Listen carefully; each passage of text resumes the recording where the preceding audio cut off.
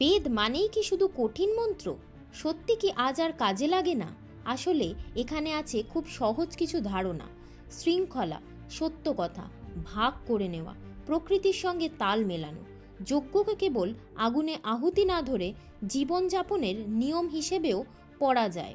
সময় মেনে চলা, অন্যকে সাহায্য করা, অপচয় কমানো, আজ যে বিষয়গুলো আমরা বলি মাইন্ডফুলনেস, কমিউনিটি সার্ভিস, সাস্টেনেবিলিটি, এসবের শিকড় সেই ভাবনাতেই। বড় বড় তত্ত্ব মুখস্থ না করেও প্রয়োগ করা যায়।